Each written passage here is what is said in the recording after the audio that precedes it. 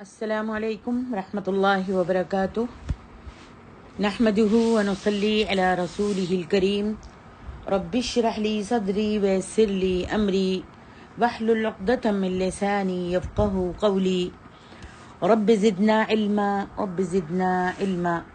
اللهم انا نسألك علما نافعا ورزقا واسعا وقلبا شاکرا ولسانا ذاکرا وعملا متقبلا آمین یا رب العالمین۔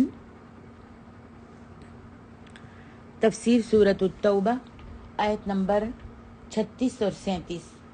اعوذ باللہ من الشیطان الرجیم ان عدۃ الشہور عند اللہ 12 شہرا فی کتاب اللہ 10 شہرا فی کتاب اللہ یوم خلق السماوات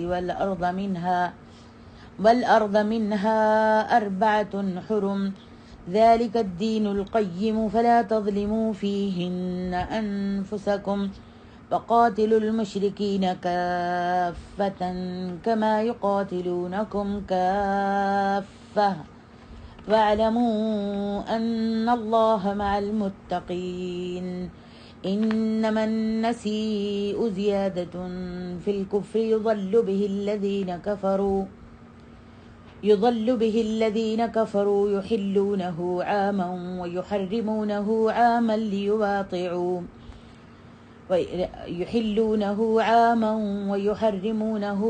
ليواطئوا عدة ما حرم الله فيحلوا ما حرم الله زين لهم سوء أعمالهم والله لا يهدي القوم الكافرين۔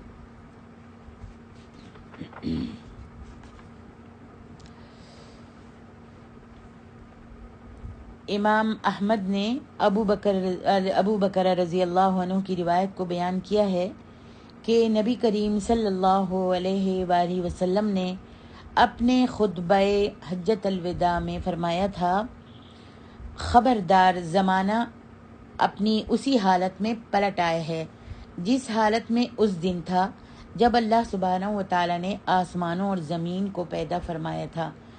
سال کے 12 مہینے ہیں، ان میں سے 4 مہینے حرمت والے ہیں، 3 تو مسلسل ہیں، ذوالقعدہ، ذوالحجہ اور محرم، اور چوتھا جو ہے وہ رجب مضر ہے جو جمادی اور شعبان کے درمیان میں ہے۔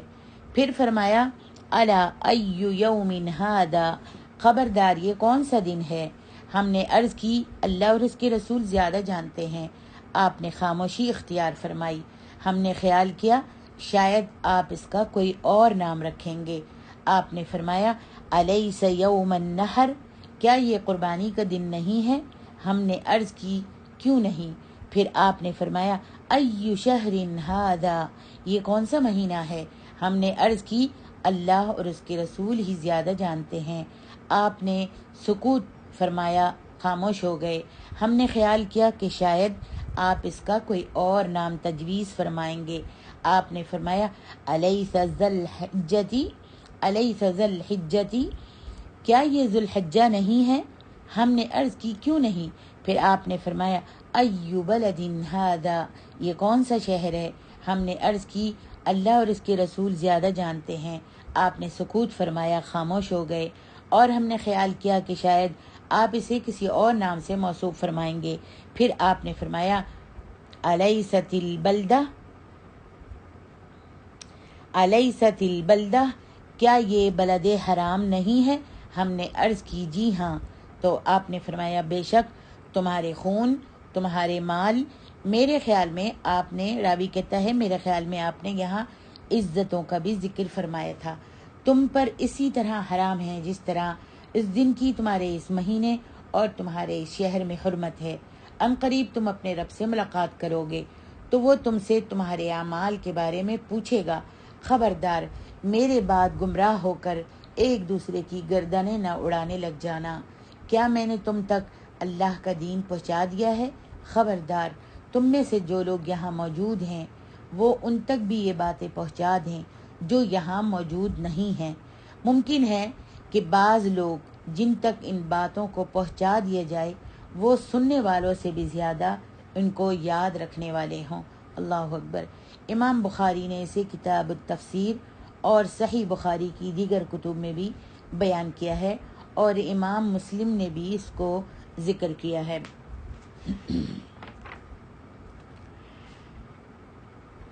بہرحال یہ جو اس کی قمری مہینوں کے ناموں کی وجہ تسمیہ جاننا چاہتا ہے، اس کو چاہیے کہ تفسیر ابن کثیر کا مطالعہ کرے اور اس کو انشاءاللہ تفصیل معلوم ہو جائے گی، اس کی تفسیر اچھی طرح معلوم ہو جائے گی۔ طویل ہونے کی وجہ سے ہم یہاں بیان نہیں کر رہے۔ بہرحال یہاں پر اللہ سبحانہ و تعالیٰ ارشاد فرماتے ہیں منہا اربعۃ حرم، ان میں سے 4 مہینے حرمت کے ہیں۔ عرب زمانہ جاہلیت میں بھی ان مہینوں کا احترام کرتے تھے، اور جمہور عرب انہی 4 مہینوں کو حرمت والے مہینے سمجھتے تھے۔ ہاں البتہ ایک گروہ ایسا تھا کہ وہ ازراہ تعمق و تشدد سال کے 8 مہینوں کو حرمت والے مہینے قرار دیتا تھا۔ آپ نے یہاں پر جو فرمایا ہے کہ ان میں سے 3 مہینے تو متواتر ہیں، ذوالقعدہ، ذوالحجہ، محرم، اور چوتھا مہینہ جو ہے رجب مضر ہے، جو جمادی اور شعبان کے درمیان میں ہے۔ رجب کی مضر کی طرف اضافت اس لیے کی تاکہ نبی علیہ الصلاۃ والسلام یہ بیان فرما دیں کہ یہ بات صحیح ہے کہ رجب سے مراد وہ مہینہ ہے جو جمادی اور شعبان کے درمیان ہے، نہ کہ جو شعبان اور شوال کے درمیان ہے، جیسا کہ خاندان ربیعہ کا خیال تھا، کیونکہ شعبان اور شوال کے درمیان تو وہ مہینہ ہے جسے آج کل رمضان کے نام سے موسوم کیا جاتا ہے، یعنی رمضان کا نام اس مہینے کو لیا جاتا ہے۔ نبی علیہ الصلاۃ والسلام نے اس لیے وضاحت فرما دی کہ رجب سے مراد وہ مہینہ ہے جسے مضر نے رجب قرار دیا ہے، نہ کہ وہ جسے ربیع نے رجب قرار دیا ہے۔ بہرحال حرمت والے مہینے 4 ہیں، 3 تو ان میں سے مسلسل ہیں اور ایک الگ الگ ہے، تاکہ حج و عمرے کے مناسک کو ادا کیا جا سکے۔ حج سے پہلے ایک مہینے یعنی ذوالقعدہ کو اس لیے حرمت والا قرار دیا گیا تاکہ وہ اس مہینے میں جنگ و جدال سے باز رہیں۔ ذوالحجہ کو اس لیے حرمت والا مہینہ قرار دیا تاکہ وہ اس میں مناسک حج ادا کر سکیں، اور اس کے بعد ماہ محرم کو اس لیے حرمت والا قرار دیا تاکہ امن و سکون سے اپنے اپنے علاقوں میں لوٹ جائیں، اور سال کے درمیان میں ماہ رجب کو اس لیے حرمت والا قرار دیا تاکہ جزیرۃ العرب کے دور دراز کے علاقوں میں سے آ کر اگر کوئی بیت اللہ کی زیارت اور عمرہ کرنا چاہے تو وہ زیارت و عمرے سے فارغ ہو کر امن و امان سے اپنے وطن میں واپس لوٹ جائے۔ ارشاد باری تعالیٰ ہے ذالک الدین القیم، یہی سیدھا دین ہے، یعنی یہی شریعت مستقیم ہے کہ اللہ تعالیٰ کے حکم کی اطاعت کی جائے اور اس کے مقرر کردہ حرمت والے مہینوں کی حرمت کا پاس کیا جائے، اور اس سلسلے میں اللہ تعالیٰ نے روز اول سے جو مقرر کر رکھا ہے اس کی پابندی کی جائے۔ ارشاد الہی ہے فَلَا تَظْلِمُوا فِيهِنَّ أَنفُسَكُمْ، چنانچہ تم ان مہینوں میں قتال ناحق سے اپنے آپ پر ظلم مت کرنا، یعنی ناحق قتل کر کے اپنے نفسوں پر ظلم مت کرنا، کیونکہ ان مہینوں میں ظلم کرنے اور جدال و قتال کا دوسرے مہینوں کی نسبت زیادہ گناہ ہے، جیسا کہ بلد حرام میں یعنی مکہ میں ارتکاب معصیت زیادہ بڑا گناہ ہے مکہ میں، اور مدینہ میں گناہ کرنے کا زیادہ گناہ ہے، گناہ کرنے کا زیادہ بڑا گناہ ہے، بڑی سزا ہے، جیسا کہ اللہ سبحانہ و تعالیٰ سورۃ الحج میں فرماتے ہیں وَمَن يُرِدْ فِيهِ بِالْحَادٍ بِظُلْمٍ نُذِقْهُ مِنْ عَذَابٍ أَلِيمٍ، اور جو اس میں شرارت سے کجروی اور کفر کرنا چاہے، کجروی یعنی کفر کرنا چاہے، اس کو ہم دردناک عذاب کا مزہ چکھائیں گے، یعنی اس بلد میں بیت اللہ میں۔ اسی طرح حرمت والے مہینوں میں بھی گناہوں کی سزا زیادہ سنگین ہے۔ علی بن ابو طلحہ نے حضرت ابن عباس رضی اللہ عنہما سے اس آیت کریمہ کی تفسیر میں روایت کیا ہے کہ سال کے 12 مہینے ہیں، ان میں سے کسی بھی مہینے میں ظلم مت کرو، اور ان میں سے 4 مہینوں کو بطور خاص حرمت والے قرار دیا، ان کا بہت زیادہ ادب و احترام بجا لانے کا حکم دیا، اور ان میں گناہ کا ارتکاب کرنے کو بڑا جرم قرار دیا، اور عمل صالح کو بھی بڑے اجر و ثواب کا موجب قرار دیا۔ یعنی گناہ کرنے سے بلد الحرام میں جتنا بڑا گناہ ملے گا، اور جتنا بڑا گناہ ملے گا دوسرے ملک میں اگر کسی نے گناہ کیا تو اتنا بڑا گناہ نہیں جتنا بلد الحرام میں گناہ کرنے سے گناہ ملتا ہے۔ اور اسی طریقے سے جیسے عمل صالح کوئی کرتا ہے اس اللہ کے گھر میں بلد الحرام میں، تو سبحان اللہ اجر و ثواب بھی اس کو زیادہ دیا جاتا ہے۔ امام قتادہ نے بھی کہا فلا تظلموا فیہن انفسکم، تفسیر میں فرماتے ہیں، اس کی تفسیر میں امام قتادہ فرماتے ہیں کہ حرمت والے مہینوں میں ظلم دوسرے مہینوں کی نسبت زیادہ بڑا گناہ ہے۔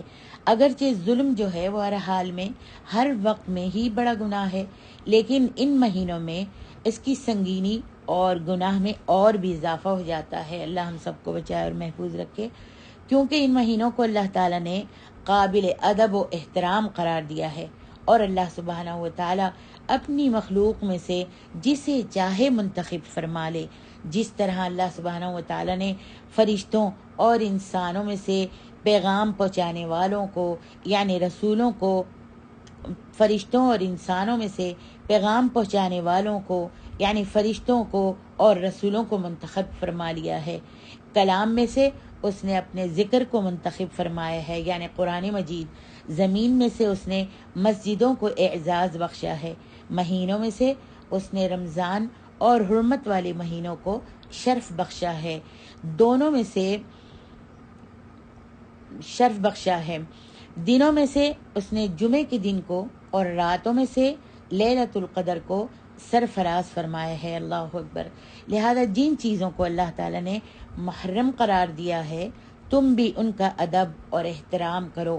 بلا شبہ ارباب عقل والے اور دانش مند لوگ جو ہیں انہی چیزوں کو قابل تعظیم سمجھتے ہیں جنہیں اللہ سبحانہ و تعالیٰ نے محترم اور قابل تعظیم قرار دیا ہے۔ ارشاد باری تعالیٰ ہے وَقَاتِلُوا الْمُشْرِكِينَ كَافَّةً كَمَا يُقَاتِلُونَكُمْ كَافَّةً وَاعْلَمُوا أَنَّ اللَّهَ مَعَ الْمُتَّقِينَ، اور تم تمام مشرکین سے لڑو جیسے وہ تم سب سے لڑتے ہیں، اور جان لو بے شک اللہ سبحانہ و تعالیٰ پرہیزگاروں کے ساتھ ہیں۔ یعنی خوب اچھی طرح جان لو کہ حرمت والے مہینوں میں جنگ میں پہل کرنا حرام ہے، کیونکہ اللہ سبحانہ و تعالیٰ نے سورۃ المائدہ میں بھی اس کو فرمایا ہے یا ایھا الذین آمنوا لا تحلوا شعائر اللہ ولا الشہر الحرام، مومنو اللہ کی نشانیوں کی بے حرمتی مت کرنا اور نہ ماہ حرام کی بے حرمتی کرنا۔ فرمایا شہر الحرام بالشہر الحرام والحرمات قصاص فمن اعتدى علیکم فاعتدوا علیہ بمثل ما اعتدى علیکم۔ سورۃ البقرہ میں اللہ تعالیٰ فرماتے ہیں ماہ حرام کے بدلے میں ہے اور حرمتیں ایک دوسرے کا بدلہ ہیں، بس اگر کوئی تم پر زیادتی کرے تو جیسی زیادتی وہ تم پر کرے ویسی ہی تم اس پر کرو۔ اور ارشاد باری تعالیٰ ہے وَقَاتِلُوا الْمُشْرِكِينَ كَافَّةً كَمَا يُقَاتِلُونَكُمْ كَافَّةً، اور تم تمام مشرکوں سے لڑو جیسے وہ تم سب سے لڑتے ہیں۔ اس آیت میں اللہ تعالیٰ نے مومنوں کو اجازت دی ہے کہ وہ حرمت والے مہینے میں بھی مشرکوں سے لڑائی کر سکتے ہیں، بشرط یہ کہ اس کے لیے شرط رکھی ہے کہ لڑائی کی ابتدا ان کی طرف سے کی گئی ہو، پھر اس کا جواب دے سکتے ہیں، جیسا کہ اللہ سبحانہ و تعالیٰ سورۃ البقرہ میں فرماتے ہیں الشہر الحرام بالشہر الحرام والحرمات قصاص، اور دوسری جگہ سورۃ البقرہ میں فرماتے ہیں وَلَا تُقَاتِلُوهُمْ عِنْدَ الْمَسْجِدِ الْحَرَامِ كَمَا يُقَاتِلُونَكُمْ فِيهِ فَإِنْ قَاتَلُوكُمْ فَاقْتُلُوهُمْ، جب تک وہ تم سے مسجد محترم یعنی خانہ کعبہ کے پاس نہ لڑیں، اللہ کے گھر میں بیت الحرام میں وہ نہ لڑیں، تم بھی وہاں ان سے مت لڑنا، پھر اگر وہ تم سے لڑیں تو تم ان کو قتل کر ڈالو اور ان سے لڑو۔ نبی علیہ الصلوۃ والسلام نے اہل طائف کا جو محاصرہ کیا تھا، اور حرمت والے مہینے کے شروع ہونے تک محاصرہ آپ نے جاری رکھا، تو وہ حوازن اور ان کے حلیف ثقیف نے جنگ کا تتمہ تھا، اور ان لوگوں نے جنگ کا آغاز خود کیا تھا اور دوسرے لوگوں کو بھی جمع کر کے جنگ کی دعوت دی تھی۔ نبی صلی اللہ علیہ وسلم نے نہیں دی تھی، بلکہ آپ نے محاصرہ شروع کیا تھا، لیکن ان لوگوں نے جنگ کا آغاز خود کیا۔ نبی علیہ السلام کو جب ان کی جنگ کی تیاری کا علم ہوا تو آپ ان کی سرکوبی کے لیے تشریف لے گئے، اور جب یہ لوگ طائف کے قلعے میں بند ہو گئے تو آپ نے انہیں قلعے سے باہر نکالنے کے لیے کوشش کی۔ انہیں مسلمانوں کی طرف سے سخت تکلیفیں پہنچیں، کیونکہ مسلمانوں نے کافی لوگوں کو قتل کر دیا تھا۔ یہ محاصرہ تقریباً 40 دن تک جاری رہا، اور اس کی ابتدا تو حلال مہینے سے ہوئی، حتیٰ کہ ماہ حرام شروع ہو گیا۔ حلال مہینے سے اس کی ابتدا، اس محاصرے کی ابتدا جو تھی وہ حلال مہینے سے ہوئی تھی، کہ یہاں تک کہ ماہ حرام شروع ہو گیا، اور اس میں بھی کئی دن تک محاصرہ جاری رہا۔ پھر نبی علیہ السلام واپس تشریف لے آئے، اور اس صورت میں جنگ کا جاری رہنا قابل معافی ہے، جبکہ حرمت والے مہینے میں جنگ کا آغاز کرنا ناقابل معافی ہے۔ یہ طے شدہ اصول ہے، اور اس کی بہت ساری مثالیں جو ہیں وہ موجود ہیں، واللہ عالم۔ آگے اللہ سبحانہ و تعالیٰ 37ویں آیت میں فرماتے ہیں، اس آیت میں، کہ اللہ تعالیٰ نے مشرکوں کی مذمت فرمائی ہے۔ اس آیت میں اللہ تعالیٰ نے مشرکوں کی مذمت فرمائی ہے کہ وہ اللہ کی شریعت میں اپنی فاسد آراء کے ساتھ تصرف کرتے، اور اپنی بیہودہ خواہشات کے ساتھ اللہ تعالیٰ کے احکام کو بدل دیتے ہیں، اور اللہ تعالیٰ نے جسے حرام قرار دیا ہے اسے حلال، اور جسے حلال قرار دیا ہے اس کو حرام ٹھہرا دیتے ہیں۔ یہ لوگ اپنی قوت غصبیہ اور نخوت اور حمیت کی وجہ سے ان 3 مہینوں کی مدت کو بہت طویل سمجھتے تھے، جو انہیں اپنی خواہشات کو پورا کرنے میں رکاوٹ تھی۔ دشمنوں سے لڑائی وغیرہ کی صورت میں یہی وجہ ہے کہ اسلام کی آمد سے پہلے ایک عرصے تک انہوں نے محرم کو حلال قرار دے لیا تھا، اور اس کے بجائے سفر کو حرمت والا مہینہ قرار دے دیا تھا، تاکہ حرمت والے 4 مہینوں کی تعداد کو پوری کر سکیں۔ النسی دیکھتے ہیں کیا ہے، النسی کیا مطلب ہے۔ علی بن ابو طلحہ نے حضرت ابن عباس رضی اللہ عنہما سے ارشاد باری تعالیٰ، انما النسیء زیادۃ فی الکفر، بلا شبہ کسی مہینے کو ہٹا کر آگے پیچھے کر دینا کفر میں اضافہ کرتا ہے۔ اس کے بارے میں روایت کیا ہے کہ جنادہ بن عوف بن امیہ کنانی، جس کی کنیت ابو ثمامہ تھی، موسم حج میں آتا اور اعلان کرتا کہ خبردار لوگو، ابو ثمامہ کی بات پر اعتراض مت کرنا، اور نہ ہی اس کی بات میں کوئی عیب نکالنا، خبردار، اس سال سفر کا مہینہ جو ہے وہ حلال ہے۔ اور اس طرح وہ 1 سال سفر کو حلال قرار دیتا، اور 1 سال اسے حرمت والا مہینہ قرار دے دیتا، اور 1 سال محرم کو حرمت والا مہینہ قرار دے دیتا۔ یہی النسیء ہے، اور اس کے بارے میں اللہ تعالیٰ نے یہ فرمایا ہے، انما النسیء زیادۃ فی الکفر، بلا شبہ کسی مہینے کو ہٹا کر آگے پیچھے کر دینا کفر میں اضافہ کرتا ہے۔ یہ لوگ 1 سال محرم کو حلت والا حلال مہینہ اور 1 سال حرمت والا قرار دے دیتے تھے، اپنی طرف سے بدل دیتے تھے۔